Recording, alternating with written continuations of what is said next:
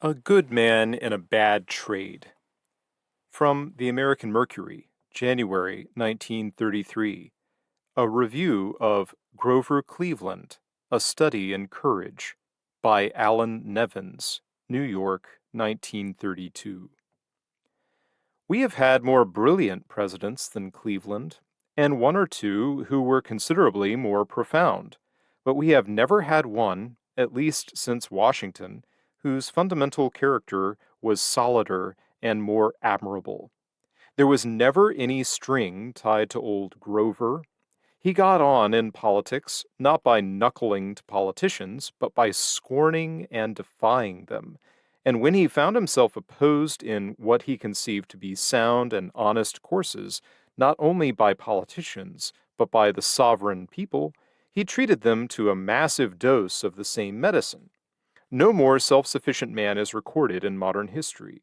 There were times, of course, when he had his doubts, like the rest of us, but once he had made up his mind, he stood immovable. No conceivable seduction could weaken him. There was something almost inhuman about his fortitude, and to millions of his contemporaries it seemed more satanic than godlike.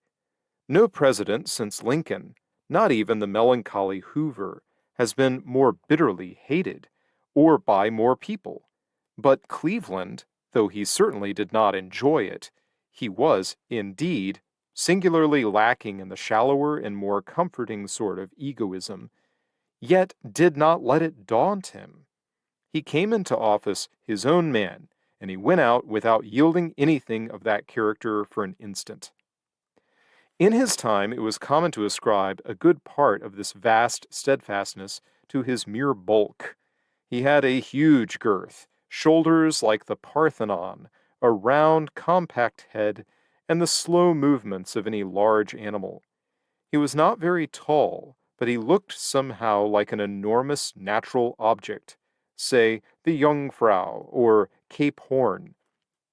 This aspect of the stupendous, almost of the terrific, was tempting to the primeval psychologist in that innocent day, and they succumbed to it easily. But in the years that have come and gone since then, we have learned a great deal about fat men. It was proved, for example, by William Howard Taft that they could be knocked about and made to dance with great facility, and it was proved by Hoover that their texture may be, not that of Alps, but that of chocolate eclairs. Cleveland, though he was also fat, was the complete antithesis of these gentlemen. There was far more to him than beam and tonnage. When enemies had at him, they quickly found that his weight was the least of their difficulties. What really sent them sprawling was the fact that his whole huge carcass seemed to be made of iron. There was no give in him, no bounce, no softness. He sailed through American history like a steel ship loaded with monoliths of granite. He came of an excellent family, but his youth had been a hard one, and his cultural advantages were not of the best. He learned a great deal about human nature by sitting with pleasant fellows in the Buffalo saloons, but he seems to have made little contact with the finer and more elusive parts of the spiritual heritage of man, and in consequence his imagination was not awakened, and he remained all his days a somewhat stodgy and pedantic fellow. There is no sign in his writings of the wide and fruitful reading of Roosevelt the First, and they show none of the sleek, shiny graces of Wilson. His English, apparently based upon 18th century models, was a horrible example to the young. It did not even roar. It simply heaved, panted, and grunted. He made in his day some phrases, and a few of them are still remembered, but they are all etudes in ponderosity, innocuous desuetude, communism of pelf, and so on. The men he admired were all solid men like himself. He lived through the Gilded Age, the mauve decade, and the purple 90s, without being aware of them. His heroes were largely lawyers of the bow-wow type, and it is significant that he seems to have had little acquaintance with Mark Twain, though Mark edited a paper in Buffalo during his terms as mayor there. His favorite American author was Richard Watson Gilder. The one man who seems to have had any genuine influence upon him was Richard Olney, first his Attorney General and then his Secretary of State. He had such great respect for Olney's professional skill as a lawyer that he was not infrequently blind to the man's defects as a statesman. It was Olney who induced him to send troops to Chicago to put down the Pullman strike, and Olney who chiefly inspired the celebrated Venezuela message. Cleveland, at the start, seems to have been reluctant to intervene in Chicago, but Olney convinced him that it was both legal and necessary. In the Venezuelan matter, something of the same sort appears to have occurred. It was characteristic of Cleveland that, once he had made up his mind, he stuck to his course without the slightest regard for consequences. Doubts never beset him. He banged along like a locomotive.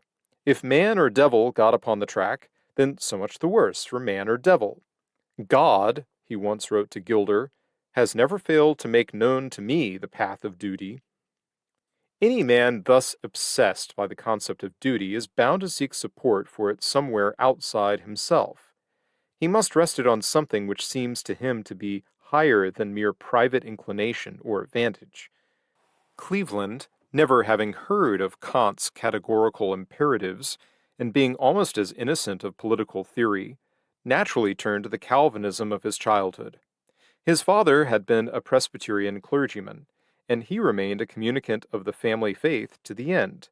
But the Calvinism that he subscribed to was a variety purged of all the original horrors.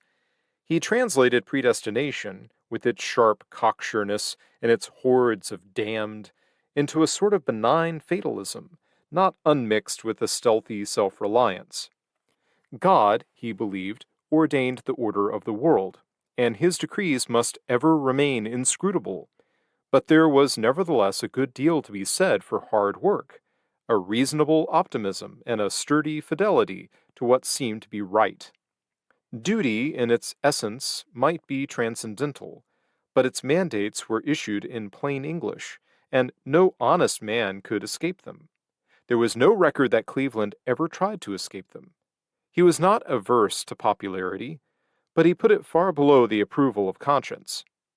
In him all the imaginary virtues of the Puritans became real. It is not likely that we shall see his like again, at least in the present age. The presidency is now closed to the kind of character that he had so abundantly. It is going, in these days, to more politic and pliant men. They get it by yielding prudently, by changing their minds at the right instant, by keeping silent when speech is dangerous. Frankness and courage are luxuries confined to the more comic varieties of runners-up at national conventions. Thus, it is pleasant to remember Cleveland and to speak of him from time to time. He was the last of the Romans. If pedagogy were anything save the puerile racket that it is, he would loom large in the school books.